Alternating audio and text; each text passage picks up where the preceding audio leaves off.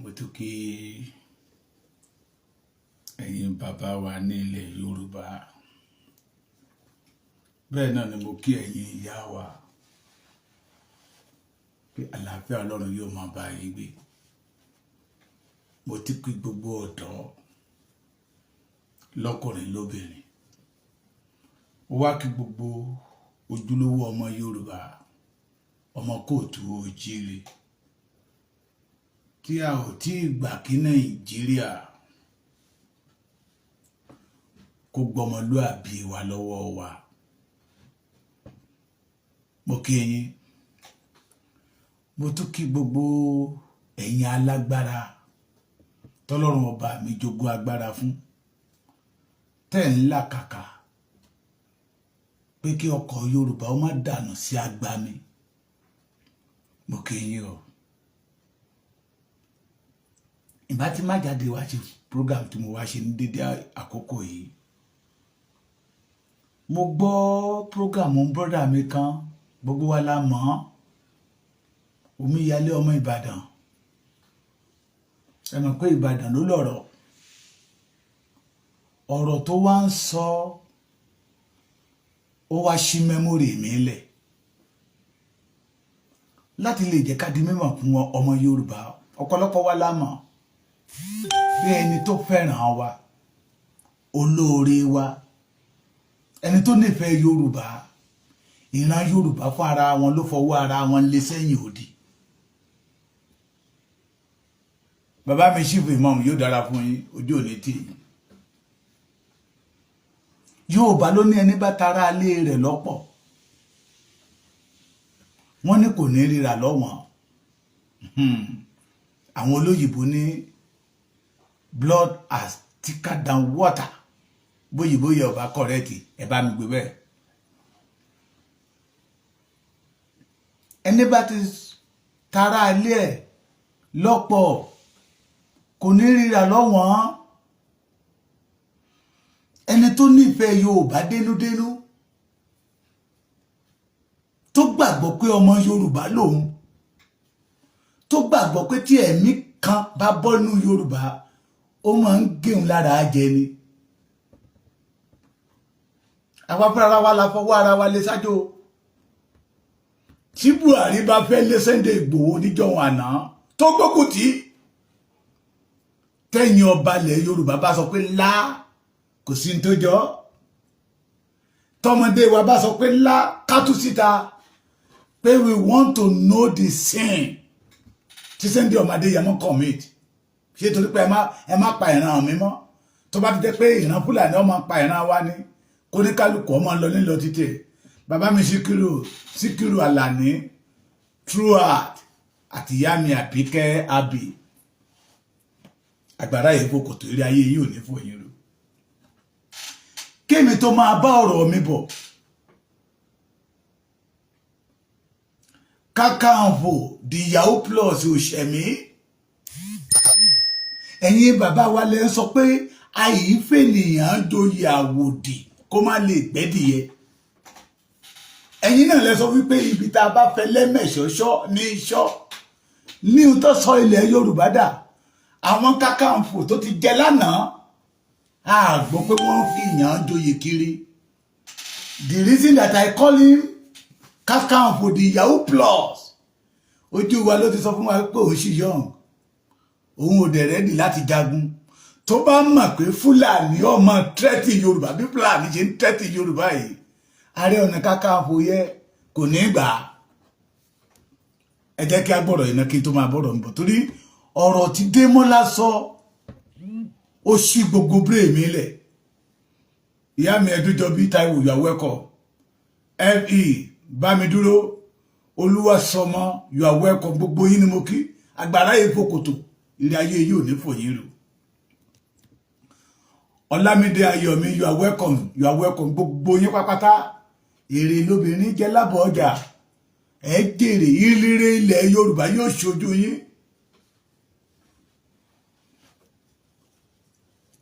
Tó bá jẹ́ pé ó mọ̀ pé irú àkókò yìí de Fúlàní yọmọ gbógun ti ìran Yorùbá, he will never accept that post at all.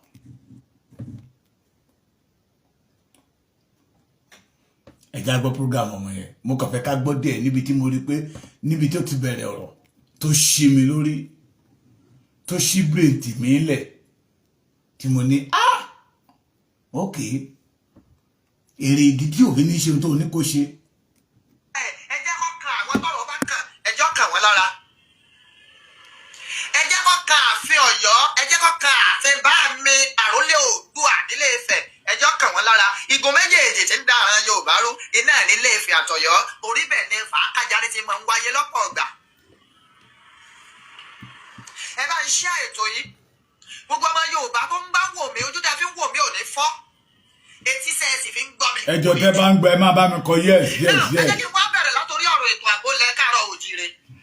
tí mo fẹ́ gbọ́ náà ni. lọ́jọ́ bíi mélòó kan sẹ́yìn ẹ̀yìn Abíọ́dún Olúwaṣèyí Mákindé tó jẹ́ gómìnà ìpínlẹ̀ Ọ̀yọ́ wọ́n ké gbàjarè wípé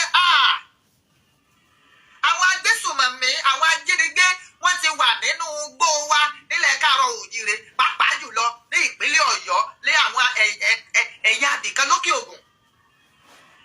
ọ̀pọ̀ àwọn èèyàn ò béèrè wípé bóò ni gómìnà báwo la ṣe mọ information yẹn. ìrìn àjò tí gómìnà ṣe lọ sí òkè Ògùn ní. ibi tó ń tọ́kọ sí ìlànà ẹ̀ṣọ́ ààbò ti wá gbé sí gómìnà létí pé your excellency pẹ̀lú intelligence report àti ìwádìí táwọn ṣe ibi tá a wà yìí in fact kò ju kìlómítà méjì lọ síbi tí àwọn agbésùmọ̀mí àwọn ajínigbé tí wọ́n ti pète ibùba wọn sí. gómìnà náà wàá fọ̀rọ̀ náà síkùn ó wò pé kójú má rí bi gbogbo ara báyìí lóògùn ẹ̀. gómìnà ṣe kéde ó kéde rẹ̀ fàyè gbọ́. gómìnà wá kéde rẹ̀ torí ìyẹn rẹ̀ gómìnà kéde ẹ̀ so that gbogbo ìpínlẹ̀ tí ń bẹ ńlẹ̀ Káàárọ̀ Oòjíire àwọn náà lè mọ ọ̀nà tá a tọ̀ ọgbẹ́ tá a dá láti rí wípé kó wá ìpínlẹ̀ ilẹ̀ Yorùbá kò kó sọ́wọ́ àwọn ajínigbé àwọn Fúlàní aṣekúpani pé kò kó sọ́wọ́ àwọn terrorist tá a mọ̀ sí ISWAP. èló jẹ́ kí gómìnà Ṣèyí Mákindé pariwo yẹn síta tá a bá wá wò ó láàrin ọjọ́ bíi méjì sígbà náà ìpínlẹ̀ Ọ̀ṣun wọ́n lórí ọ̀fẹ́ láti ṣe kíni láti mú síkún ibi tí àwọn ISWAP Islamic State of West Africa kìíní kan àbí nǹkan ibi tí wọ́n ti pété báwọn fẹ́ máa lò láti máa dáná yá ìran Yorùbá ìyẹn ní ìpínlẹ̀ Ọ̀ṣun wọ́n rí wọn kó. ìpínlẹ̀ Ọ̀yọ́ ibi náà tá a ti wò pé 2 kìlómítà síbi bí ọ̀nà wo làá gbégbà gbogbo tí ń jẹ́ ẹ̀ṣọ́ ààbò pátápátá wọ́n jí gìrì ṣiṣẹ́ wọ́n kà ń tabẹ̀. ìpínlẹ̀ Oǹdó ní kí ló ṣubú tẹ àwọn tẹ́ ẹ̀ bá ṣe gbàgbé bẹ́ẹ̀ bá rántí tẹ́ ẹ̀ sì rántí tẹ́ ẹ̀ gbàgbé ìpínlẹ̀ Oǹdó ti sábà máa ń jẹ́ victim àwọn ará bíi tipẹ́tipẹ́ bẹ́ẹ̀ bá gbàgbé bẹ́ẹ̀ bá rántí ìṣekúpani tó wáyé lọ Ọ̀wọ̀ ní Catholic Church Ọ̀wọ̀ sẹ́mi pé lọ́wọ́ àwọn ará bíi náà ni. ìpínlẹ̀ Oǹdó náà ṣe kíni wọ́n jí gìrì ìpínlẹ̀ Èkìtì wọ́n jí gìrì. ẹ̀yà wa bèrè kí wá ní pàtàkì iṣẹ́ Ààrẹ Ọ̀nà Kakanfò. The definition of Ààrẹ Ọ̀nà Kakanfò simply means the generalismo of Yoruba land, that is warlord of Yoruba land. ìjẹ́ ìjẹ́ wàá mọ̀ pé ọ̀rọ̀ ètò ààbò lẹ̀ Káàárọ̀ Oòjíire kọ̀ọ̀ká Ààrẹ Gani Adams lápá fún ìdí àtàlàyé. níbi ọjọ́ kan sẹ́yìn àbọ̀jọ́ méjì sẹ́yìn sísìn bóyá bí àná àbíjẹta ìlà Ààrẹ Ọ̀nà Kakanfò tó fi ìyẹn joyè ẹjọ́ torí Ọlọ́run ṣé ìfinijoyè nìkan. So the position of Ààrẹ Ọ̀nà Kakanfò ó ti wá wọlé débi pé oyè nìkan náà fi ìyẹn jẹ́ ń bẹ̀ wọ́n deliberate lórí pé bó o la ṣe fẹ́ yọ ìran Yorùbá lóko gbàmígbàmí tá a wà yìí. èmi rò pé by now ó yẹ kí Ààrẹ Ọ̀nà Kakanfò Ààrẹ Gani Adams ká ti rí aṣọ ogun lọ́rùn wa ní ìsọ̀rọ̀ military uniform or any other uniform. I'm talking of aṣọ ogun tìbílẹ̀ tí ẹ̀mí ní Ààrẹ Ọ̀nà Kakanfò aṣọ Àmọ̀tẹ́kùn ó yẹ ká ti rí lọ́rùn wọn ká ti yàgò àwọn inú gbó wa gbogbo. láti ṣe kéde láti lọ rèé máa mú àwọn ajínigbé àwọn tẹ́rọ́rìsì láti wà láwọn inú igbó wa èmi ò rò pé ìfinijoyè nìkan èmi ò rò bẹ́ẹ̀. olóyè Sunday Igboho sá sọ̀rọ̀ kan níbi ìjẹta Àdìsá lòun ṣe tán ìyẹn tí ìjọba bá ti fi lọ́kàn balẹ̀ wípé kò ní í sí wàhálà tá a fi lọ́kàn balẹ̀ wípé kò ní í sí dààmú àwọn fún ní àtìlẹ́yìn tó yẹ wípé tó ń bá ti rí òun ṣe tán gẹ́gẹ́ bí ìpinnu òun láti lẹ̀ wípé gbogbo ibi tí ìyá bá ti ń jẹ ìran Yorùbá lòun ó ti máa dìde láti gbèjà ìran Yorùbá èmi wá ń sọ ní ìsìn wípé kì í ṣe Ìgbòho nìkan lálágbára gẹ́gẹ́ bẹ́ẹ̀ ṣe máa ń sọ Ìgbòho nìkan kọ́ lákíkanjú ọmọ nílẹ̀ Káàárọ̀ Oòjíire ẹ̀yin akíkanjú ọmọ tẹ́ ẹ sákù níbo lẹ wà torí bí ọ̀pọ̀ ọ̀gbà ẹ̀rí táwọn èèyàn bọ́ ta afẹ́ eye service ní Ìgbòho ń ṣe kíní kan lè ń ṣe àwọn ní yes accepted ẹ̀yin dẹ́ ẹ̀ ṣe eye service ẹ̀yin dẹ́ ẹ̀ lè ṣe nose service kí ló dé tẹ́ ẹ̀ bọ́ ta ẹ̀ dá lóhùn ṣé ìgbà tó lóye Sunday Igboho ti wá wà níbi tó wà ẹ́ kò sákìkájú ọmọ mẹ́lẹ̀ Yorùbá ni torí gbogbo yẹn ọ̀pọ̀ gbàgbà yẹn tàbí àwọn fídíò ẹlẹ́mẹ̀rẹ̀ ìdí Ìgbòho ṣe òun lè ṣe times 50 òun lè ṣe times 100 yes àyè sísílẹ̀ fún yín báyìí kí ló dé bẹ́ẹ̀ lè ṣe mọ́. ó ṣe wá jẹ wípé àìsí ní ológbò ilé ti wá di ilé èkúté mo fọba tó ní mímúra gbogbo ògbàgbọ́ mi ni wípé Ààrẹ Ọ̀nà Kakanfò by now wàláì tàláì ó yẹ kí àwọn tẹ́rọ́rìsì yẹn kan ti máa sun ẹkún nínú àwọn igbó wa kan wà. torí pé ní wọn lábẹ́ pa Gani. nínú ọ̀rọ̀ Ààrẹ Ọ̀nà Kakanfò máa ń sábà sọ ẹni pé wọ́n máa ń boast of more than 500,000 warriors náà máa ń là wọ́n ní wọ́n ní tàbí náwó òkè báyìí àwọn ọmọ ogun ọmọ ẹ̀yà bọ̀ ní ẹwà ni. ọmọ ogun mélòó la fẹ́ pín sínú igbó wa ẹjẹ́ sọ wípé ìpínlẹ̀ mélòó la ní a ní ìpínlẹ̀ mẹ́fà nílẹ̀ Káàárọ̀ Oòjíire ẹ wá jẹ́ àwọn ẹ̀ka máa ní ìpínlẹ̀ Kwara torí pé nù 16 local government ń bẹ ní Kwara 12 tí n bá ṣe mistake lọ́jẹ́ Yorùbá pọ́nbélé ẹjẹ́ mú ìpínlẹ̀ Kwara mọ́ tẹ́ ẹ bá ilé ní ọmọ ogun 500,000. Adédòkun Adéyíjà mẹ́mórì ní èsì níbi kẹwàá ẹ lọ wá kan ẹ lọ wá mẹ́mórì nǹkan tó bẹ̀rẹ̀ sí sọ̀rọ̀ sá.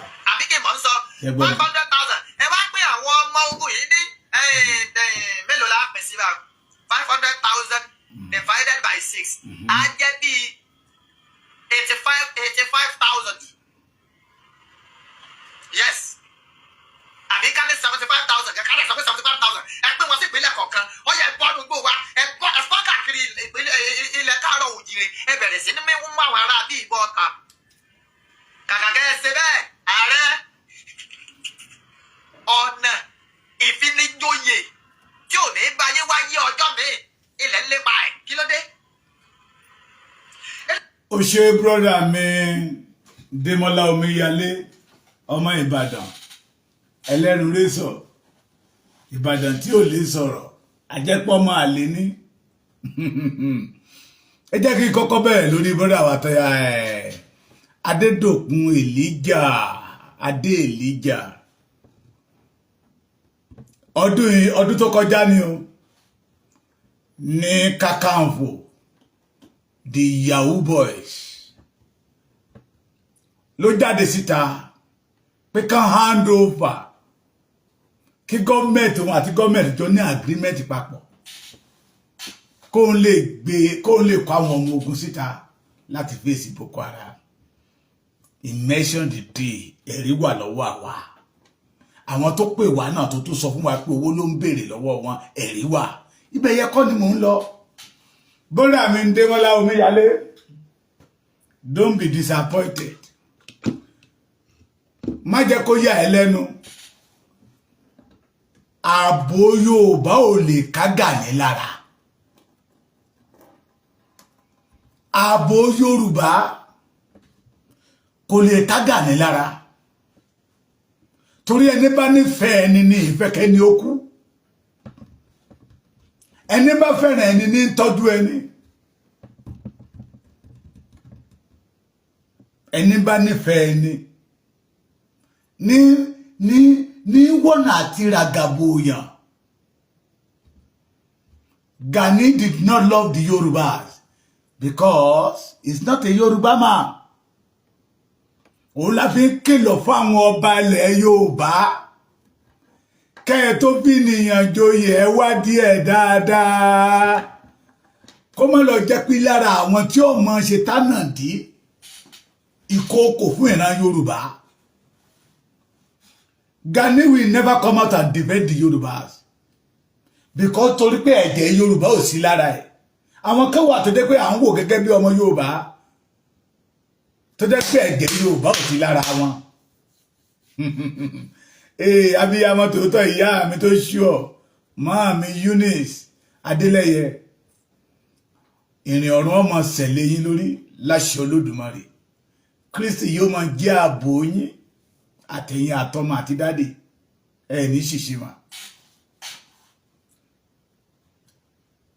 Ẹni tí ò bá ti ní ẹ̀jẹ̀ èèyàn lára bẹ́ẹ̀ forí dólẹ̀ lẹ́gbẹ̀ẹ́ kò sí tó kàn án. Wọ́n pe Gani pé ọmọ àlè ní kì í ṣọmọ Yorùbá. Ṣé ìwà tí Gani ti ń wù ní ilẹ̀ Yorùbá ṣóṣẹ̀ bẹ̀rẹ̀ lẹ́ni ni ṣé ẹ ti rí? Wọ́n pa Yorùbá lọ́tún ó gbé agbádáwọ̀ ó di Senegal.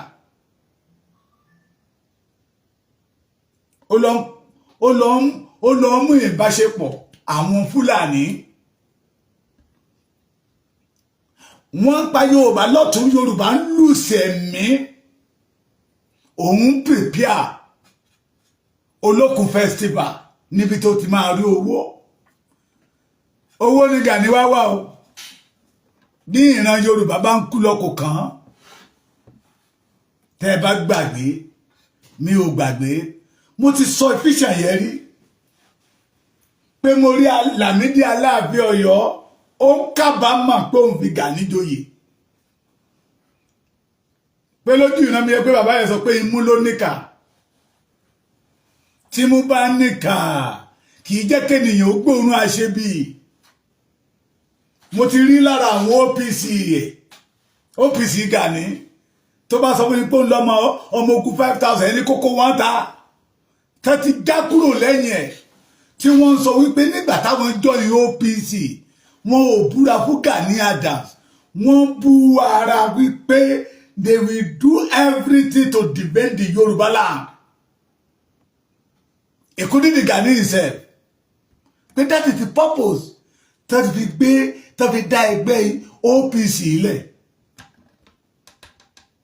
Mo ní tí Gani bá mọ̀ pé n tó dé bá wa ẹ̀ nílẹ̀ Yorùbá yóò dé nígbà tó fẹ́ gba Ààrẹ Ọ̀nà Kakanfò kò ní gbà. Inú mi dùn Omíyalé sọ díẹ̀ ń bẹ̀ pé ojúṣe Ààrẹ Ọ̀nà Kakanfò ni pé kó gbọ́ pé hey ènìyàn kan àtàkì Yorùbá kó jáde kó lọ kojú wọn. Ojú wa ló fi ń sọ fún wa wípé Aláàfin Ọ̀yọ́ ní máa ń ṣí ogun fún Kakanfò. Ìgbàtà Aláàfin Ọ̀yọ́ ò dẹ̀ sí mọ́ kò jáde síta. Aláàfin Ọ̀yọ́ mi ti dé sí. Alẹ́ ni tí ò bá fẹ́ràn ẹni àmọ̀rí ìbáàkú ọ̀rọ̀ Yorùbá ni. Ẹjẹ́ jọ máa rò dáadáa ẹni àmọ̀rí ìbáàkú ni Gani fi wá ṣe, and he see opportunity to use Yorùbá to make money tó dẹ̀ make it dáadáa. OPU ó lè yí owó tó gbà lọ́wọ́ àwọn ọmọ wa tó wà lókè òkun. Yorùbá One Voice ó lè yí owó tó gbà lọ́wọ́ àwọn ọmọ wa lókè òkun. That wọ́n máa tó bá ti deliver iṣẹ́ bẹ̀rẹ̀ ní pẹrẹu. Let me tell you one thing. Mo ṣì report situation kan sí ọmọ Aládìgún lálẹ́ yìí. Ládé Aláàfin Oládé Adé Aládìgún lágbàfà Aláàfin Ògbówó Òòṣà owó baba dámì. Immediately ẹni tí máa pè tó máa lọ bẹ̀ yẹ kán lọ ṣàmì ibẹ̀. Kò yẹ kí n sọ síta ṣùgbọ́n màá sọ torí tó bá ṣẹlẹ̀ tí Ìgbòho bá gbọ́ somebody like me ló kọ́kọ́ máa pè pé bàbá Èkìtì ṣé ẹ gbọ́rọ̀ yẹn ní kó tó ṣẹlẹ̀. Nígbà tí ó tọwọ́ ṣẹlẹ̀ I was one of those people tí Ìgbòho pè pé bàbá Èkìtì mo mọ̀ pé ẹ lè dé Ọ̀wọ̀ lálẹ́ ó yá láàárọ̀ ọ̀la torí wípé ẹ̀jẹ̀ Yorùbá ló wà lára ọmọ Adéyẹmọ omi Yorùbá ló wà lára ọmọ Adéyẹmọ ìbí ọmọ Adéyẹmọ ò lábùlà nínú ìran Yorùbá. If you are expecting that Ghanaian will come out and defend the Yoruba, we are deceiving ourselves. Ó ti sọ fún wa pé òun sì kéré agbádá tó ń wọ̀ ló Sunday àgbàlagbà ọmọ ọdún mélòó lòun bí i 51 years òun sì kéré Ààrẹ Ọ̀nà Kakanfò tó ń dẹ̀ jẹ́ Ààrẹ Ọ̀nà Kakanfò fàájì ni ó sọ síta pé fàájì ló ń fẹ́ ṣe àánú dẹ̀ bẹ̀rẹ̀ sí ń gbá ọmọ Yorùbá introduce àwọn tí ò ṣẹlẹ̀ rí òun lọ bọ olókun ó fi àwọn tó máa bọ kí la fi máa ń pe àwọn tó máa bọ òòṣà yìí tó ní àwọn tó ń bọ Ògún kọ bíyà Ògún ni ó gbàṣẹ àwọn yẹn ṣe òun ló máa lọ síbi tó ti máa bọ olókun á wá sí ọlọ́jọ́ á wá síbi Ọ̀ṣun Òṣogbo gbogbo bí àwọn program tó bá mọ̀ pé òun ti lè rí owó gbà lọ́wọ́ àwọn ọmọ Yorùbá tó wà nílùú òyìnbó àwọn tó wà lé tán tẹ̀lé lẹ́yìn ń gbowó lọ́wọ́ wọn o wọ́n ń dá owó tó bá di every Tuesday wọ́n á lọ kó ba ní Èkó use that opportunity ló lẹ́bírí tí ń wọ agbádágẹ́dẹ́ ẹ kí á béèrè lọ́wọ́ ara wa Kakanfò ti àná kó tó débẹ̀ ti jẹta kó tó débẹ̀ ti gẹ́rí ti gárùn tó ti dorí alákọ̀ọ́kọ́ Ààrẹ Ọ̀nà Kakanfò nínú wọn mélòó ló ní ọ̀tún Ààrẹ Ọ̀nà Kakanfò nínú wọn mélòó ló ní òsì Ààrẹ Ọ̀nà Kakanfò nínú wọn mélòó ló ní àfọ̀ṣẹ Kakanfò nínú wọn ló ń fi oyè jẹ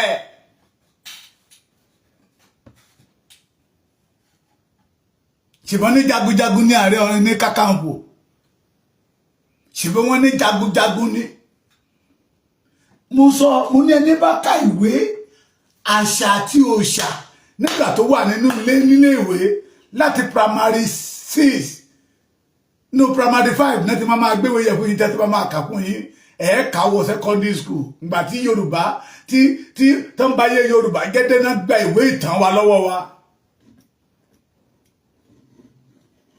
Kakanfò inú gbólóńgbé to defend àwọn tó wà nígboro ṣùgbọ́n ó débẹ̀ ó sọ fún yín pé ẹ wo Kakanfò tèmi ń bá bọ̀ o Kakanfò fàájì ni o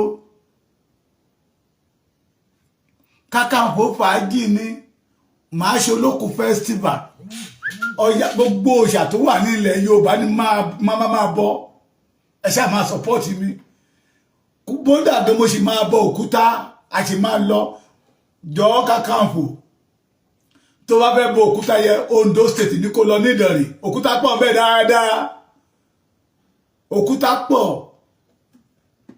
ó ti sọ fún wa tẹ́lẹ̀tẹ́lẹ̀ ẹgbọ́n ṣe ẹgbọ́n sáàdì mi ẹjọ́ tí ẹ bá ti gbọ́ tí mo sọ ẹ máa bá mi kọ yes ṣùgbọ́n tí ẹ bá ti ń gbọ́ ẹ máa sọ pé ó clear tẹ́ bá ti ń gbọ́ mi ẹ jẹ́ kí n mọ̀ Démọ́lá ló gún mi ní kẹ́ṣẹ́ bí oní bàbá Sàní ni onígẹ̀ẹ́sì ń kẹ́ṣẹ́ bóde inú bàbá wọn bí òdọ́ kan wọn gẹ̀ẹ́sì ń kẹ́ṣẹ́ ṣé ń gbọ́ mi dáadáa ẹ̀yin ọmọ Yorùbá mo ní ṣé ń gbọ́ mi ẹ bá mi kọ sí comment section ẹ bá mi comment ẹ bàbá Èkìtì à ń gbọ́ ẹ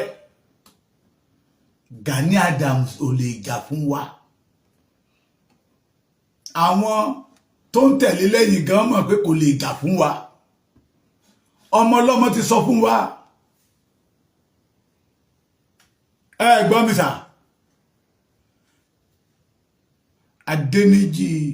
Adédèjì Olúwọlé ó clear ẹ ṣe bàbá mi Samson Sam kò lè jà fún wa ọmọ ọlọ́mọ ti sọ pé òun sì kéré òun wá gbádùn ni òun wá make money ni it is easy to use Yorùbá to make money òun dẹ̀ ń lò ó dẹ̀ ń jẹ lọ nítorí pé kò sí ẹ̀jẹ̀ Yorùbá lára ẹ̀. Tí ẹ̀jẹ̀ Yorùbá bá wà lára Gani, ṣé ó dìgbà tí gọ́ọ̀mẹ̀ntì òdìdè tó fẹ́ gbàṣẹ lọ́wọ́ ẹ̀ tó mọ̀ pé gọ́ọ̀mẹ̀ntì yẹn gangan ọ̀tá wa ni wọ́n, àwọn tó wà lórí oyè ọ̀tá wa ni wọ́n, látòrí gómìnà dé sẹ́nétọ̀ dé rẹ̀ àtàwọn àgbààgbà àwọn 95 years àkókò gàgàrà tí òfin kékeré ó kọ́, àwọn tí bàbá wa fi ọjọ́ ọ̀sán wọn àti alẹ́ wọn ṣiṣẹ́ takuntakun pé kí ìran Yorùbá má bàa wọnú wàhálà tẹ́ dàgbà tán wọ́n ń wẹ̀yìn mọ́. Yorùbá lọ́jọ́ ọ̀la kò lọ́jọ́ ọ̀la kò kàn wọ́n ní Gani fẹ́ gbàṣẹ lọ́wọ́ wọn. Àwọn ọba tí ń fi Fúlàní joyè, mo ti sọ náà rọ mi, ọba Ṣakí ó fi Buratai ìjà Akírógun of Ṣakílà. ṣé ọmọ Ṣakí ò sí lára àwọn tí Fúlàní pa? Ọba wọn lọ fi Buratai tó fẹ́ pa ẹni tó sọ tó dìde pé ẹ má pa ìran Yorùbá mọ́, ó lọ fi jà Akírógun. Àwọn ẹyẹ ní Gani ń dúró dé o. Mo kí gbogbo ẹ̀yin bàbá mi tẹ́ ń wọlé, Bámidélé Samuel, Adéoyè Amusa, Olúyọ̀lé Táyọ̀, yóò dára fún yín. Àwọn ẹyẹ ní Gani Adams ń dúró dé ni mo fi ń sọ nínú ọ̀rọ̀ mi tẹ́ bá ti ń gbọ́ tí ń bá ti sọ pé ẹ̀yin Yorùbá ẹ já kíyèsí àwọn tí ń wọṣọ funfun káàkiri yìí, bọ́n ṣe wọṣọ funfun yẹn bẹ́ẹ̀ nínú wọn ṣe dúdú sí ìran Yorùbá, torí ẹ̀mí Yorùbá ò jẹ́ kankan, ẹ̀mí Yorùbá ò jẹ́ kankan lọ́kàn wọn. Gani Adams wá jáde pé kí ni ká má pa Yorùbá mọ́. Iṣẹ́ wo lẹ gbé kalẹ̀ tí Gani Adams ti máa rí owó? Ẹ fẹ́ bà bísínẹ́sì jẹ́ fọ́mọ ọlọ́mọ. Opportunity tó ti ń wá tẹ́lẹ̀ nìyẹn, ó dẹ̀ ti rí Ààrẹ Ọ̀nà Kakanfò.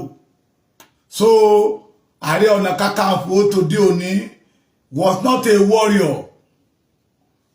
Ó ń rúbọ káàkiri ní.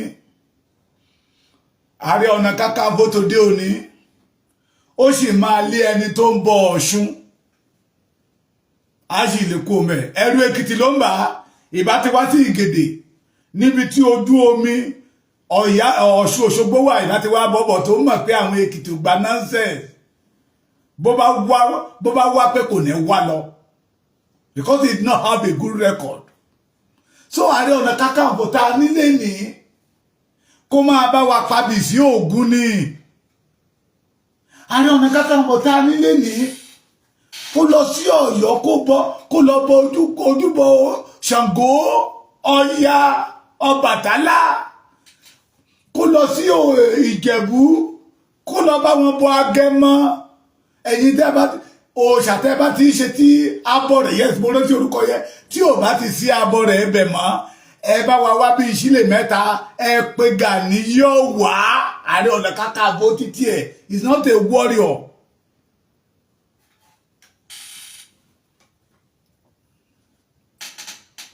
He is not a warrior. Don't let us deceive ourselves. Tá a bá fẹ́ kí Fúlàní ó ṣe wá léṣe, let us forget about Gani. Ààrẹ Ọ̀nà ẹ̀rí ní òun láàrẹ Ọ̀nà Kakanfò tó mẹ́kì àga fún ara ẹ̀ tó kọ Ààrẹ Ọ̀nà Kakanfò of Yorùbá land. You are not Ààrẹ Ọ̀nà Kakanfò of Yorùbá land. Àwọn Ọ̀yọ́ gan máa tó rí jẹ́tẹ̀ láìpẹ́. Mark my word. Because ojúṣe wọ́n á fi ẹni tó yẹ kó ṣojúṣe wọ́n á bí sí agbó mi mẹ́ni tó Ìgbòho bó ṣe wà ní Germany yẹn ó lè má ìsùn lọ́wọ́ bí mo ṣe ń bá yín sọ̀rọ̀ lọ́wọ́lọ́wọ́ yìí. Kí ni táì ọmọ Aládìgún lè má ìsọ̀rọ̀ lọ́wọ́ kó jẹ́ pé àwọn newspaper Nàìjíríà ní wọ́n máa monitor àwọn tí wọ́n máa pè. Mi mo ṣe gbọ́ tí Ondo tí ìlú kan tó pè ní Ìlọ́rọ̀ lọ́dọ̀ wa mí báyìí pé wọ́n rí àwọn Boko Haram bẹ̀. Kọ́ Májàsọ́lá ló jí mi láàárọ̀ kùtù. Májàsọ́lá mọ ìlú mi dáadáa. Ìwọ̀sá Akírógun, Báṣọ̀run Akírógun, of Ìpótì Èkìtì oyè méjì náà fi jẹ at a time. Báṣọ̀run àgbà oyè ní nílẹ̀ Yorùbá, Akínlógún àgbà oyè ní. Ó wá pè mí pé bàbá Èkìtì ìlú tó wà lẹ́gbẹ̀ẹ́ ọ̀dọ̀ yín yẹn wọ́n náà rí àwọn Boko Haram bẹ̀. Mo ní mi ò tí gbọ́ ní kí n lọ ṣe fightings yẹn now kí n gbé mọ́tò kí n lọ bẹ̀. Pápápá ilẹ̀ dẹ̀ mọ́ mo dẹ̀ lọ. Mo ń délu ọmọ àwọn tó yẹ kí n rí mẹ́ ọ̀yá báyọ̀ bá wọn nílò tọ́ ni àwọn ti mú èèyàn méjì wọ́n ti ṣe gbá wọ́n ti ṣe kòkó bàbá aṣáṣùn. Kò ju bí 30 seconds tí mo dé ìlú yẹn tí mo ṣe tó yẹ kí n ṣe tán Jagunlabi tún pé bàbá Èkìtì ṣẹ̀ṣì wà ládó ni mo ní ìlú yẹn ni mo wà kí ló ṣẹlẹ̀ mo ní wọ́n ti àrẹ́sì àwọn kan nù wọ́n ti ṣe gbá ju kòkó bàbá aṣáṣùn. Ó ní kí n sọ fáwọn boys ibẹ̀ they should be vigilant. Kan wo pé ohun tó ti lè mú wọn yọ ní ìlú yẹn ó máa níbi tán bẹ́ẹ̀sì sí. Ẹni tó nífẹ̀ẹ́ Yorùbá nìyẹn, ẹni tọ́lọ́run rán sí ìran Yorùbá nìyẹn, ṣùgbọ́n àwọn àgbààgbà wa wọ́n fọwọ́ ara wọn wọ́n lé sí sẹ́yìn odi torí pé inú wọn dùn bí Fúlàní ṣe ń pa wá. Ẹni tí ò wúlò fún ìran Yorùbá ní dàgbàdà wáìtì kalẹ̀ gẹrẹyẹ tí ń rìn tí ń yan falala pé bówù yín Fúlàní ìbá máa pa yín lọ́tún ìbá máa pa yín lósì àlàlálá. Àwọn ọba wa máa gbọ́ pa Ààrẹ Ọ̀nà Kakanfò owó tiwa náà ó ti kírètì ọ̀pá títí ẹ̀ ìyẹ́ wà tán ó ti kírètì adé títí ẹ̀ adé ti wáyà yẹ̀yẹ́ ní ilẹ̀ Yorùbá ògo Yorùbá dẹ̀ ń dà nǹkan mẹ́rin lójú wa dẹ̀ ń wòrà alábàjọ tí Fúlàní tán fi wá dọkọ sí wa ń gbá wọ́n ti gbé wa wò. Tí èmi bá fẹ́ bá àyàn jà màá kọ́kọ́ study ilé agbára ẹ̀ ibi tó wíìkì sí tá a ti lè rí mú. Bẹ́ẹ̀ náà that system làwọn Fúlàní lò fún wa wọ́n ti gbé wa wò nàbà wọ́n ti rí pé àwọn àgbà wa àgbà dédédédé ló kù sí ilẹ̀ Yorùbá. Àwọn tó nífẹ̀ẹ́ Yorùbá nínú wọn ikú ti pa wọ́n tán. Àwọn tó kù tó nífẹ̀ẹ́ Yorùbá nínú wọn wọ́n wá mú wọn lẹ́yọ kọ̀ọ̀kan wọ́n dú wọn bí ẹni dú ẹran. Àwọn bí Bọ́lá Ìgè wọ́n ti pa Abraham Adéṣeyà wọ́n ti pa Pa Adékúnlé Ajáṣin wọ́n ti ránṣẹ́ bàbá Táyé Ṣóláàrin wọ́n ti pa Gani Báyẹ̀mí wọ́n ti pa wọ́n wá pa àwọn tó di pé wọ́n lè dìde lẹ́nìkan dídó no Yorùbá ni we won't take that.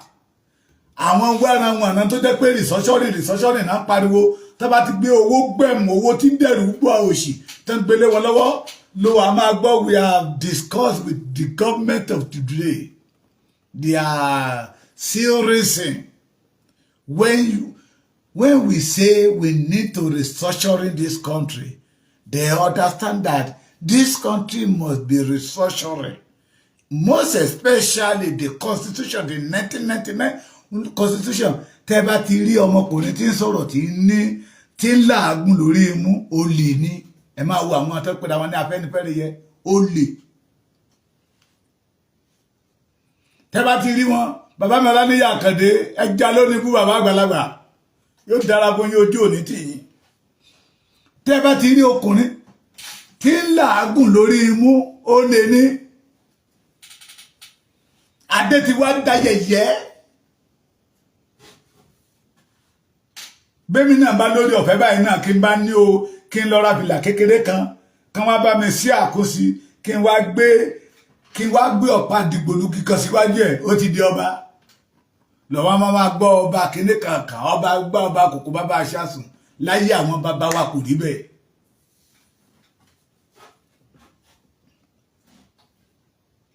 Kò rí bẹ́ẹ̀.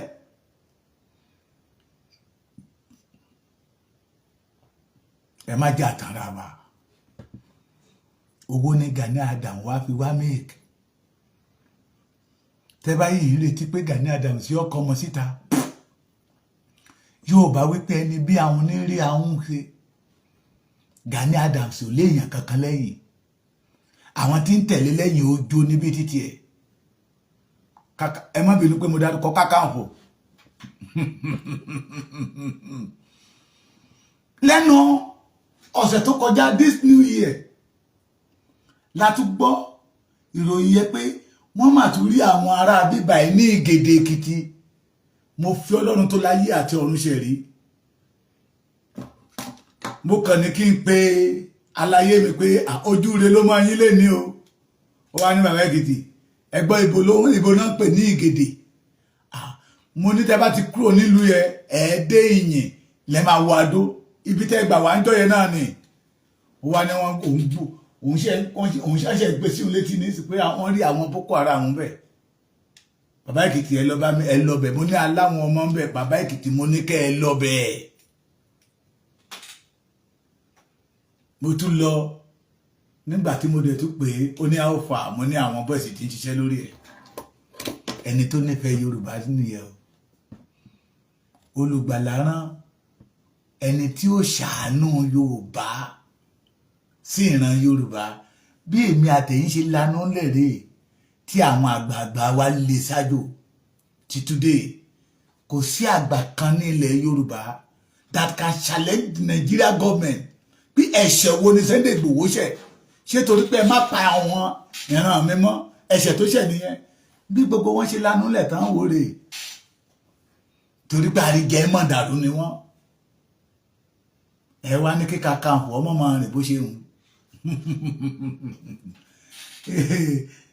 ẹ bá ń retí kàkàǹfò tẹ́lẹ̀ kàkàǹfò onífàájì ni o dọ́là ló wá gbà ó ti sọ fún yín pé òun sì kéré owó kékeré kọ́ la fi ń bọ olókun ẹ mọ̀ kó omi òkun pọ̀ bí àṣà Gbénga Adébóyè omi òkun pọ̀ ẹ ti gbàgbé eléré orí ìtàgé yẹn boyfriend Iyemọja tó lọ yọ lágbóńdókò sí Iyemọja ó mú mọ́tò jáde omi òkun pọ̀ Ògùn ló fẹ́ wá bọ́ lẹ́kìtì àwa Èkìtì láàgbá láyé pé tó bá ta pélébélé ẹ ti gbàgbé Èkìtì ní Ògùn wọlẹ̀ sí Èkìtì ní Èṣù wọlẹ̀ sí tó bá jẹ́ pé wọ́n fún lórí ọ̀fẹ́ wọ́n gbójú bọ̀rọ̀ fún ní ìbátí tó máa fi gbowó lọ́wọ́ àwọn ọmọ Yorùbá. Don't expect any good thing lọ́dọ̀ Kakanfò the yahoo boy torí ó ti rí Yorùbá gẹ́gẹ́ bí afẹ́ni ó ti ní ààfin lára àwọn tó kúrò lẹ́yìn ẹ̀ka wọ́n complain fún wa wípé Tuesday tó máa ṣe meeting yẹn coordinator kọ̀ọ̀kan léye tó gbọ́dọ̀ mú wá nígbà táwọn rí pé wọ́n kùn ó sọ fún wọn pé wọ́n fi ń kọ́lé ni wọ́n fi ń kọ́ OPC ń kọ́ secretariat ọmọ olè tí ń dájọ́ ṣé ó ti gbàgbé ni pé léè tó ń dá lánàá náà bàbá òun náà ló máa padà kú. Don't let us deceive ourselves. If it is true that we want our freedom, we want to conquer our enemy, let us forget about the Kakanfò. The Kakanfò that we have today, complete useless for the Yoruba race. Ó sọ fún wa ó ní Abíọ́lá tó wà ń bẹ̀ owó ló fi ṣe Kakanfò títí ẹ̀. Tẹ́ bá rí nígbà tá Abíọ́lá gan rí pé oyè yìí oyè jagunjagun ni ẹ rí pé kó tó kú Báṣọ̀run náà máa ń pè style ló fi withdraw Kakanfò yẹ ẹni tó wá gba pé a kò máa lò ní this is opportunity. Mo rẹ́ni tó pè mí pé owó màálù 4 ní Gani gbà lọ́wọ́ òun àwọn fẹ́ fi ṣe gbá àwọn fẹ́ fi ṣe kòkó bàbá Àṣàsùn àwọn fẹ́ fi ṣe gbá àwọn fẹ́ fi ṣe kòkó bàbá Àṣàsùn so Démọ́lá ló dọ̀rọ̀ lẹ̀ mo ti sọ pé mi ò ní sọ̀rọ̀ nípa ẹ̀ mọ́ ní ọ̀sẹ̀ tó kọjá ní mo rí tó jókòó tó ń pa ìtàn Aláàfin Ọ̀yọ́ tí ó tọ́ sẹ́nu Kakanfò pé ní ilẹ̀ Yorùbá o ọba ní máa ń ṣùsì Ifá ló máa ń ṣùsì ọba ṣé iṣẹ́ tán rán nìyẹn ṣé iṣẹ́ tán rán Kakanfò ṣé Kakanfò ló ṣe máa sọ fún wa pé Ifá náà fi ń ṣùsì ọba ní ilẹ̀ Yorùbá pé Ifá ló máa ń yan ọba ní ilẹ̀ Yorùbá ṣé Kakanfò ló ṣe máa sọ fún wa ṣé iṣẹ́ tán gbéra nìyẹn. It is the duty of Kakanfò láti máa sọ story. Kakanfò tá a ní lónìí ní kórèsì aláàmù kò gbórí wọlé abẹ́ ti gbàgbé ní ọjọ́ wọn àná ìrẹsì aláàmù pé ló o gbogbo òkè ogun o Ọ̀yọ́ o ti rí wọn o ti rí wọn o power bike náà gbé wọlé o nígbà tó sọ ó gbórí wọlé nígbà tó tó oṣù bí ọ̀sẹ̀ tó tẹ̀lé bí ọ̀sẹ̀ bí méjì ó ká lọ sí France ìgbà tó máa dé Yẹmọ wọ ọbẹ̀ lọ tó padà dé ó wá sọ wípé òun lòun kọ́kọ́ rèsì alarm tó ń rán àwọn ọmọ lọ́bẹ̀ Ìgbòho will never send you to the war kó ń dókòó lé.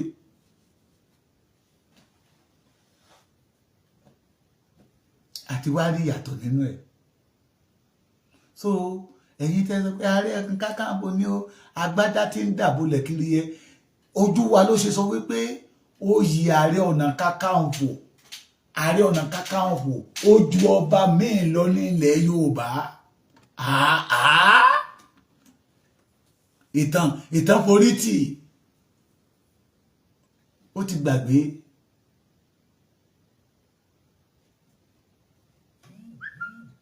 ẹrú Aláàfin ni ẹrú ọba ni tó ti jẹ́ ẹrú ọba yẹ ẹrú gbogbo ọba ilẹ̀ Yorùbá pátápátá ni. Àwọn tí ò tí ìjọba ìlú tó bá ti ń jẹ baálẹ̀ ojú ojú Kakanfò ẹ̀ lọ ojú oyè Kakanfò ẹ̀ lọ gbogbo àwọn baálẹ̀ tó wà ní ọ̀ndà Aláàfin Ọ̀yọ́ tán bá ń ṣe mítì pẹ̀lú Aláàfin Ọ̀yọ́ nínú palace wọn bí Kakanfò kó lọ jókòó tí wọn bẹ̀ wọ́n á lè jáde síta pé ìtanilé ẹ̀ inú gbó ni wèrè máa ń gbé. Ṣùgbọ́n ojú wa ní Gani ló ti ń pàtàn oríṣiríṣi. He claimed that he came from Ondo State. Àbẹ̀rẹ̀kọ́ nígbà tán àtáàkì wọn ní Ọ̀wọ̀ àmọ́ gbóòórùn Kakanfò.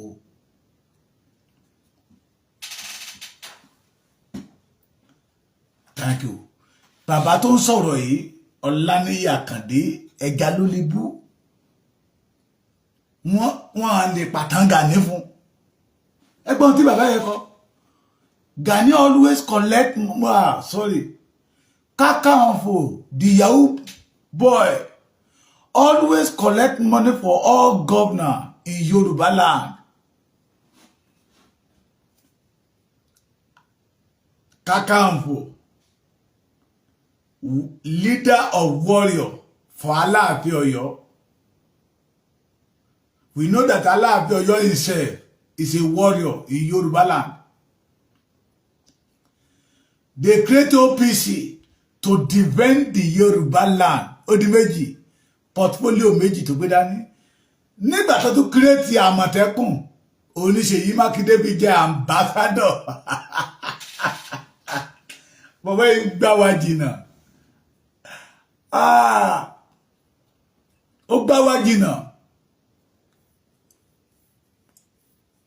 Ṣẹgbọ́ ohun tí bàbá ní Ọ̀wọ̀ tí mo ń sọ yẹ pé àwọn wà ń bẹ̀. Gbogbo pọ́líò mẹ́tẹ̀ẹ̀ta tó gbé dání ó fi ń gbà àwọn ọmọ Yorùbá ni. Òun ná àwọn ọmọ ogun 5 million. Òun lọ́mọ ogun 10 million. Wọ́n dẹ̀ ń pa Yorùbá ó dẹ̀ keep quiet.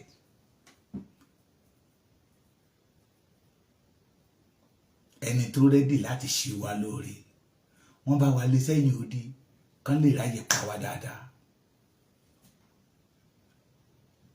Ẹni tó sọ wípé no ìran Yorùbá ó sọ̀rọ̀ kan lẹ́nu ọjọ́ mẹ́ta níbi tí tajọ wà ó ní níwájú lé bàbá àwọn máa ń sunbẹ̀ mọ́jú bẹ́ẹ̀ ló ṣe ní lọ́dọ̀ wa mí báyìí. Ibi tá ti ń ṣe eré ṣùpá la máa ń pè lẹ́kìtì àwọn tó bá wá láti Èkìtì wọn á mọ̀ pé tí mo ń sọ tó ṣùpá bá mọ́lẹ̀ dáadáa tá a bá jẹyàn alẹ́ tán pẹ̀lú rọ̀rọ̀wọ́ àti ìṣápá níbi tẹ́ ti ń ṣeré àwọn tó bá jẹ́ kéékèèké inú wa wọ́n á ti tẹ́ ẹyin ní síta wọ́n á dára máa forí wọn jẹ́ òsùn ní táìmù eré ṣùpá yẹ kò ní sí ẹ̀fọn àwọn tí ó sùn tá mọ́jú irú ilé bàbá àti tèmi wọ́n ń tilẹ̀kùn rẹ̀ tó tọ̀sán mi rí kán palẹ̀kùn lé bàbá mi dérí tá a bá tún lọ sóko àlọ́sùn ẹ̀yin ẹ̀dánwò lénìí nínú ọ́díò tí mò ń play yẹ Démọ́lá yẹn lóun travel láti Ìbàdàn wá sí Ilé Ifẹ̀ ó ní tóun rí lọ́nà ó fi hàn wípé Yorùbá wà nínú ewu kì í ṣe Ilé Ifẹ̀ tó Ìbàdàn nìkan from Ilé Ifẹ̀ to Ìjẹ̀ṣà land from Ìjẹ̀ṣà land to Àkúrẹ́ from Ìjẹ̀ṣà land to Èkìtì gbogbo rìsáàfù wa náà ti dákẹ́ kẹ́mkẹ́ mú bẹ̀ mò ń pariwo everyday àwọn ará bíbà yìí tó ń wọlé yìí ìyẹ́ ọ̀kan Ààrẹ Ọ̀nà Kakanfò títí wá Iyèmọ̀já náà ń bọ̀ kákìrètì Olókun festival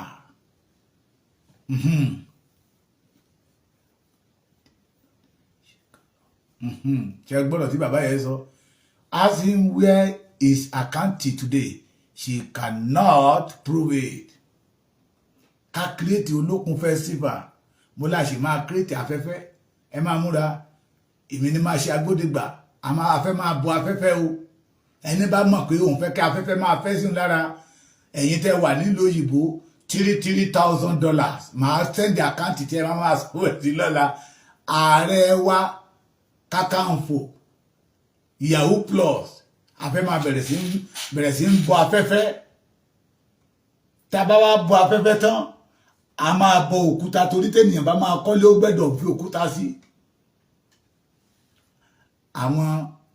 àwọn portfolio tí Ààrẹ Ọ̀nà Kakanfò wá create nìyẹn to make money not to defend the Yorùbá race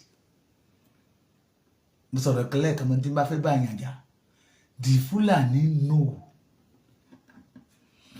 pé àti Kakanfò wá o àtàwọn ọba wá o àtàwọn àwọn àgbààgbà wá o wọ́n weak they are not ready to fight for the Yorùbá race they just want to use Yorùbá to make money ó lè máa fi rí gómìnà láàrin ọdún káàbọ̀ tó bá débẹ̀ he became a billionaire they are not ready to defend the Yorùbás wọ́n wá rí wípé ọmọkùnrin tó sorí kunkun yìí tó ṣàṣọ pé no òun ò nígbà kan pa Yorùbá yìí ẹjá gbógun tí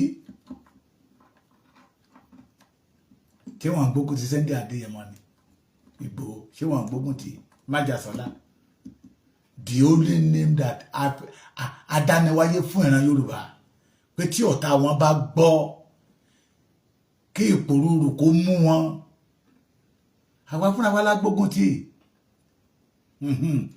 bàbá yẹn ní she came to South Africa to do birthday for his wife Kuli Jalailu. He came with Baba he came with Alado Baba Billy Lọba Mushi.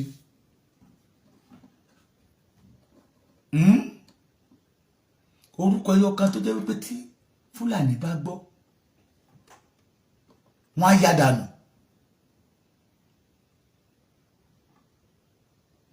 yá dànù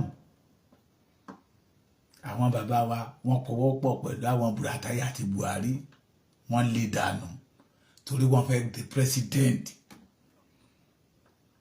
èmi ló kàn ẹgbẹ́ kìíní wa wọ́n ti wá gbé fún wọn sí ọ̀run tí ń wọ̀ wọ́n ẹ̀yin tẹ́ sọ wípé tí ó bá dọ́wọ́ èmi ló kàn Yorùbá gbádùn under the èmi ló kàn wọ́n ti pa more than 15,000 Yorùbás bẹ́ẹ̀ pé Gani dọ̀la kò ní dá yín lóhùn Arigidi tó ń kílèmù pé ìlú òun ni Boko Haram pààyàn bẹ́ẹ̀ wọ́n pe Jagunlabi ó pa fóònù ẹ̀ ni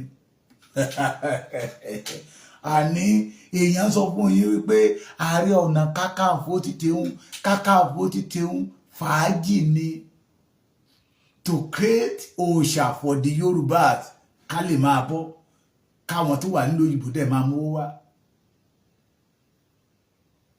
ó gba ọmọ Yorùbá jìnnà ó sọ̀rọ̀ lórí ìyá mi Àbíkẹ́ Ìrẹ̀lú ló ń ṣe program ńgbà ẹ̀ oníṣẹ́ ló yẹ kí Yorùbá ní one voice inú wa dùn ó ní kájẹ́ká create Yorùbá one voice ojú ẹsẹ̀ náà create ẹ̀ not know pé he want to use that name that group láti yahoo ọmọ Yorùbá ni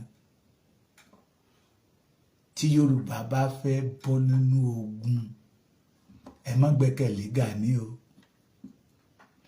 tí Yorùbá bá mọ̀ pé a fẹ́ bọ́ sínú ìdè Fúlàní finally a fẹ́ jagun àjàborí please don't rely on Gani bẹ́ẹ̀ kédọ̀lá mẹ́ta kò ní kó dòre mí síta bàbá mi Abíọ́dún Ògúnlétí yóò dára fún yín Ògúnlétí yẹ sádà kójọ́ mo dọ́ Èkìtì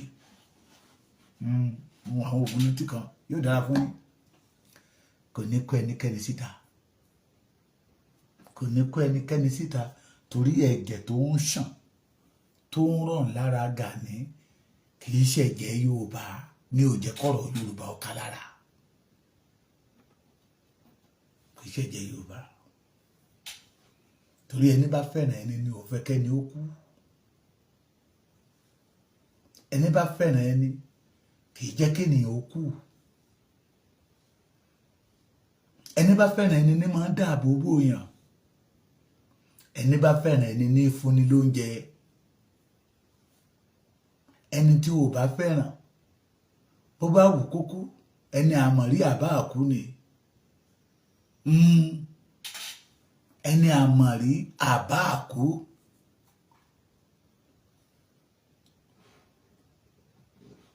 ẹni àmọ̀rí àbá àkú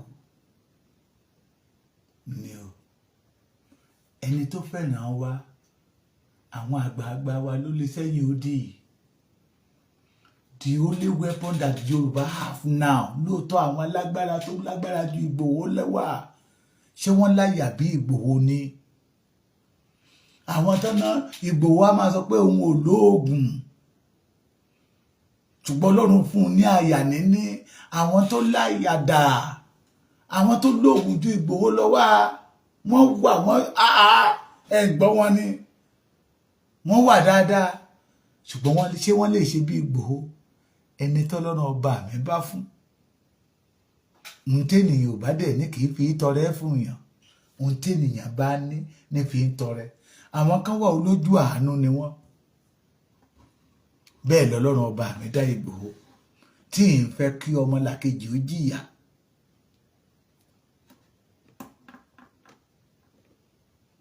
brọ́dà wa kan wà mọ́tò ẹ ti bàjẹ́ lórí ọ̀rọ̀ ṣọ́ọ̀gù yìí ni Ìgbòho ní àìsílẹ̀ mi ni ẹ má wọrí Yorùbá ọ̀rẹ́ ààrẹ ní ayọ̀ láìpẹ́ somebody that think about Yorùbá every blessed day olẹ́bírí tí Ìgbòho bá sọ̀rọ̀ láàárọ̀ ọ̀la gbogbo pépà Nàìjíríà ló máa gbé because they know that it is only him it is only weapon that Yorùbá have now but àwọn àgbààgbà wa fúnra wọn náà lè sẹ́yìn odi torí ìjẹkújẹ wọn èyí tó tún dùn ní bàbá yẹn ní Ọ̀yọ́ state Òkè Ògùn sà àdúrà wáyé Òkè Ògùn wọn nípa wá tán bẹ́ẹ̀.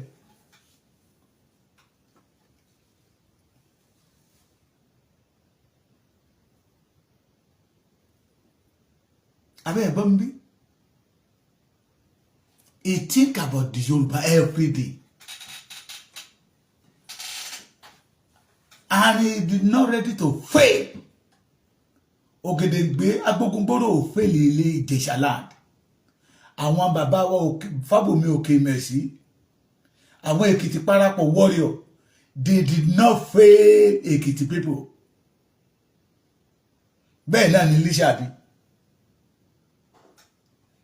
ìmí ń rò ó nínú ọkàn mi pé àbí agbára the sea ló parapọ̀ tó ń gbé Ìgbòho wọ̀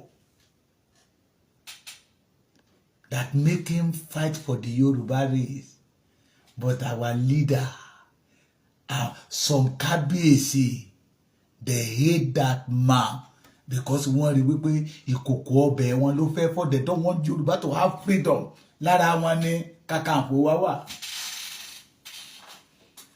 nínú ọ́díò tó dá họ́ọ̀họ́ lẹ̀ ṣe mọ̀ kó sọ wípé Sunday yìí ṣe ní tẹ́lẹ̀ gbẹ́kẹ̀lé o Sunday Igboho yìí ṣe ní tẹ́lẹ̀ fẹ̀yìntì o òun tá a fẹ́ fẹ̀yìntì nǹkan ṣó jáde síta ni ṣó ṣe tó láti jà fún ìran Yorùbá wọ́n mú àwọn ọmọ ẹ̀ kan mẹ́rin ní Ọ̀yọ́ àwọn yẹn lò more than 3 months ní àtìmọ́lé ọtí ìgbà tí Sunday Igboho dá sí ọ̀rọ̀ náà káwọn ọmọ yẹn tó jáde síta. It is because he have the spirit of Yorùbá in him.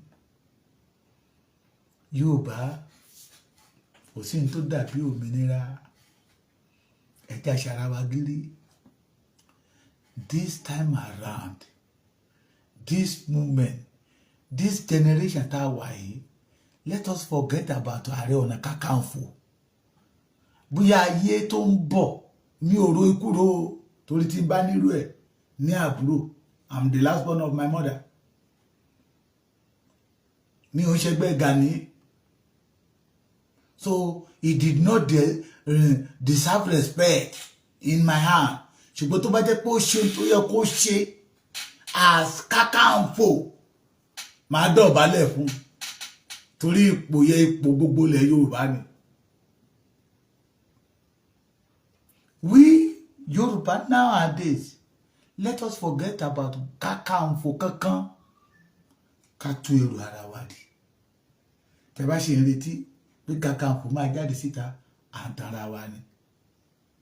Tẹ́ bá ṣe ń retí pé ó máa káwọn ọmọ ogun síta kò sọ ọmọ ogun kankan mọ́ o. Àwọn tó ń tàn jẹ iye wọn ti ṣí. I met somebody at Ọ̀tún. I met another one at Àkúrẹ́, Adó,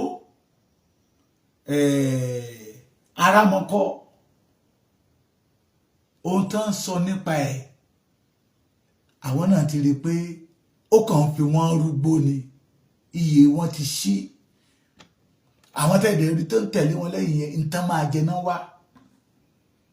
Tí ó bá yí padà lénìí that he do the right thing as a Kakanfò.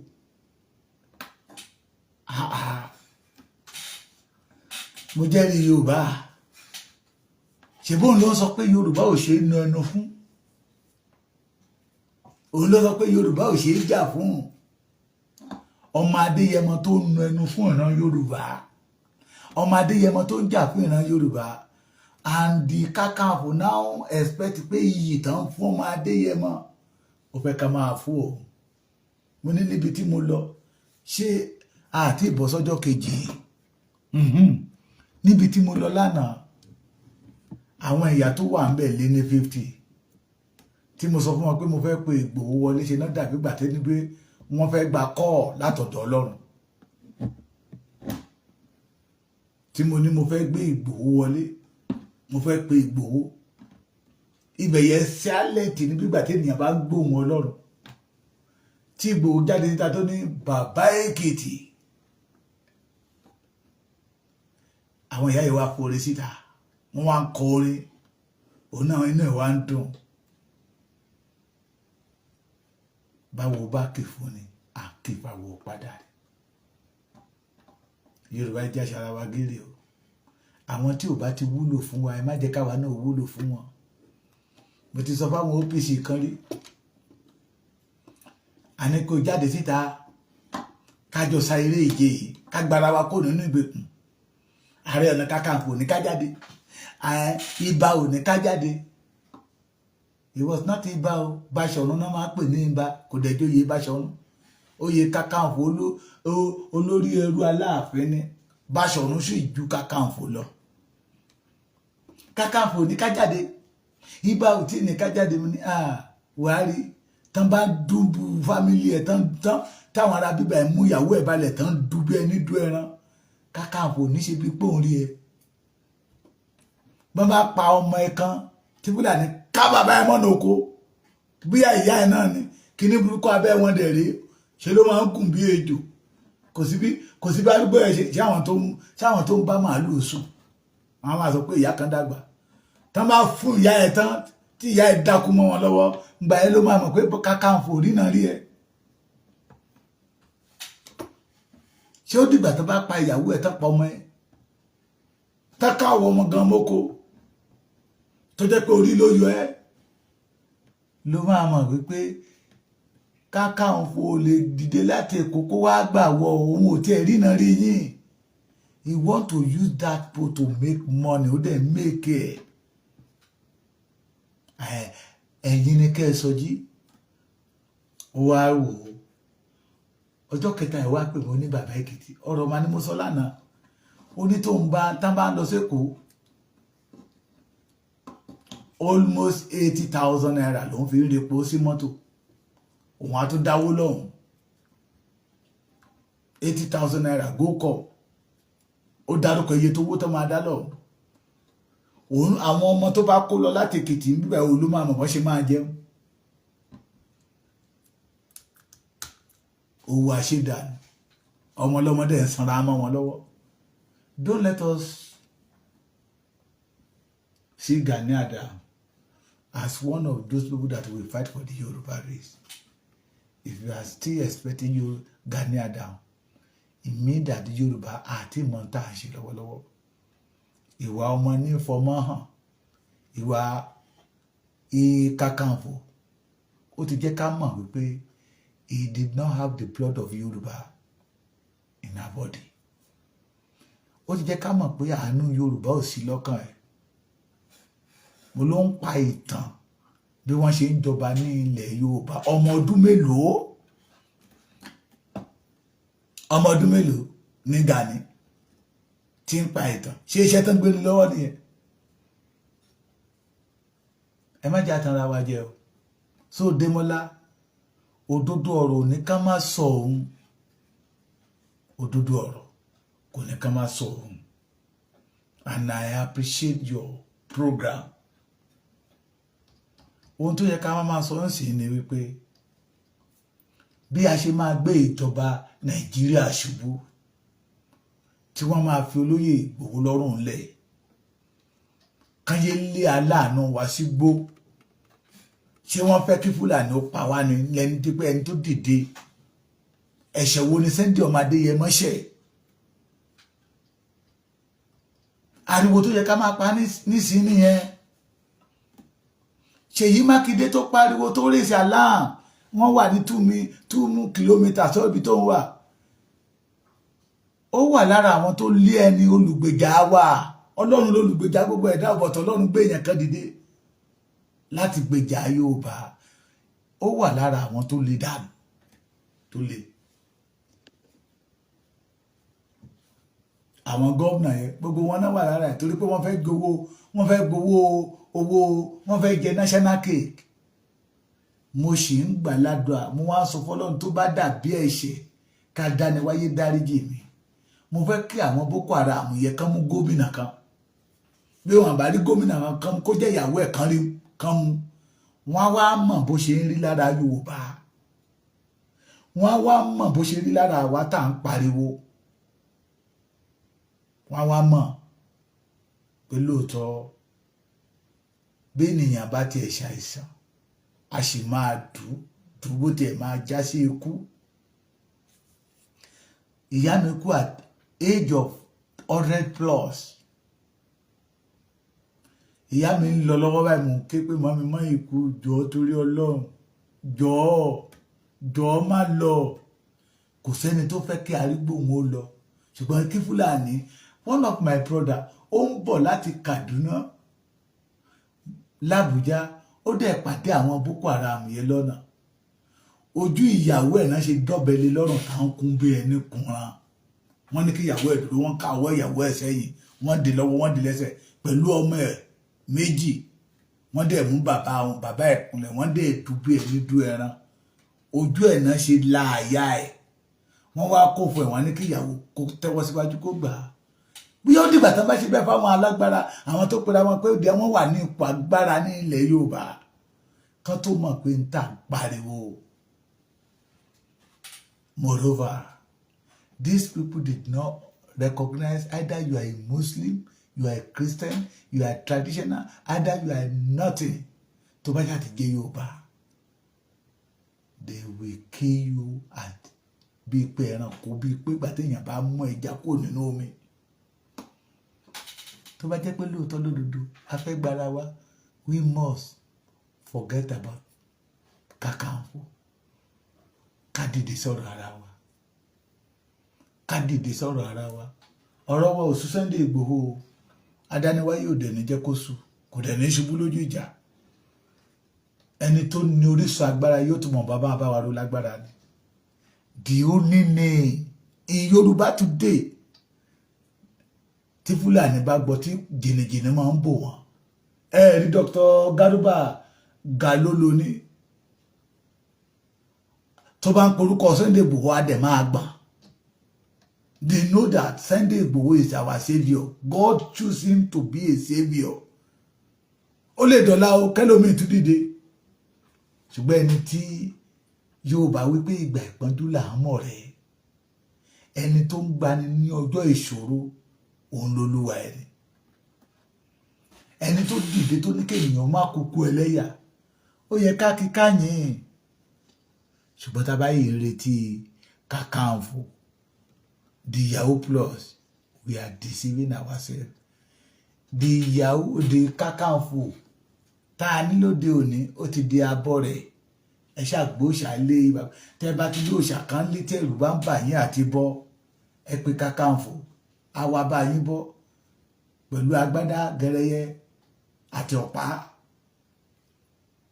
àwa bá yín bọ́ bójú àtẹ́gùn lẹ́fẹ́ bọ́ lé yín a sì máa ṣọdún aṣọ bíbọ látọ̀dọ̀ Kakanfò àyè máa ṣọdún bàtà wíwọ̀ látọ̀dọ̀ Kakanfò igi ìrókò gan a sì máa bọ́ látọ̀dọ̀ Kakanfò igi ọmọ mahogany ẹ máa dárúkọ àwọn igi tẹ́ bá mọ̀ lóko a sì máa bọ́ àníkówó ti pé kí dọ́là ṣáà ti máa rọ̀ bí òjò ṣùgbọ́n ẹ gbàgbé pé n tá a bá ṣe lénìí àbọ̀ abánibọ́jọ́ ọ̀la ọ̀run ni oníkálukú ti máa mọ̀ ọ̀run ni oníkálukú ti máa ayé la ti máa kẹsàn-án tá a bá ṣe lọ àwọn tó da Yorùbá lánàá ayé náà ti jìyà wọn lọ sọ́run ààrẹ olóṣèlú kan tó kú sékòó wọ́n ń gbé sínú pléènì lọ sí stéètì ẹ̀ pléènì yẹn tún já Ọlọ́run tí kò kó ẹ̀ tó fi ráre ayé yìí láti máa kẹsàn gbogbo tá a bá ṣe òṣìkà tó gbàgbé ọjọ́ àti sùn bó o bá ṣe rere rere là máa kẹ́yìn rẹ bó o bá hùwà ìkà ẹ̀san á ké lórí rẹ ẹ̀san máa ké so bọ́dà mi omi yalé ìrànlọ́wọ́ tẹ́ máa ṣe fọ́mọ Yorùbá ní ká máa gbáradì àwa la lè gbára wá let us forget about Kakanfò Kakanfò has proved to all the Yoruba that is not a authentic Yoruba man bíbí ẹ̀ ní oníkọ́lọ́fínú bíbí ẹ̀ ní kọ́lọ́fínú ọmọ àlè náà ló lè wà nírú ipò tó wà yẹ ká máa pa ìran ẹ̀ kó gbójú sẹ́gbẹ̀ẹ́ Démọ́lá ló jẹ́ kí n jáde o mo ti ní mi ò ní dá sí ẹ̀yin ọmọ Yorùbá a máa bọ́ ntẹ̀yìn ò bá ní kì í fi tọrẹ kò ní ojú kòkòrò ló ṣe lọ́bẹ̀ wọ̀nbílíkì ni wọ́n pàtẹ̀yàn kan fún mi lénìí wọ́n ní bàbá ẹ̀ ìwà báyìí ni bàbá ẹ̀ wù ìwà báyìí ni bàbá ẹ̀ wù mo wá ń sọ fún tó náà pé àwọn alábàjọ tó ń wọ ọmọ náà fi ń wùwà bàbá ẹ̀ wọ́n ní ẹni tí ò bá ti ní bíbí rẹ̀ ò lè níwàá rẹ̀ bọ́mọ ò bá jọ ṣòkòtò àjọ kìtì gbà tọ́mọ ò bá jọ ìyá àjọ bàbá ẹni tí ò bá ní bíbí rẹ̀ ẹ̀mí ènìyàn ò lè jọ lójú náà fi ń lùlù kówókówó ni wọ́n ń wí o kówókówó ni wọ́n ń wí Àràbà Ìgbòho owó mọ́ ojú títì lóko wọn kówókówó ni wọ́n ń wí mo ní kówókówó ni wọ́n ń wí o kówókówó ni wọ́n ń wí Àràbà Ìgbòho òwò mọ́ Àràbà májàsọ́lá òwò mọ́ ojú títì rókò kówókówó ni wọ́n ń wí. Yóò dára fún yín, ojú òní tì yín. A máa délẹ̀ lérí wa. Adániwáyé máa ràn wá lọ́wọ́, yóò dìde. Ẹ̀mí ìbẹ̀rù tán gbè sínú ọkàn wáyé, adániwáyé máa palẹ̀ mọ́. So we will be able to stand up and fight for our freedom. Ibi tí mo lọ, tí àwọn ìyá àgbà arúgbó ti ń jáde síta pé kò sí ìbẹ̀rù, kí làwọn ọmọ kéékèèké bẹ̀rù sí? Let us stand up and fight for our right. If it is true that you are a Yoruba man, ọmọlúàbí, ọmọ kóòtù òjíire, you won't allow Fulani to be killing the Yoruba as a chicken. God bless you. Ẹ má gbàgbé, Baba Ekiti TV on YouTube. Ó dàárọ̀.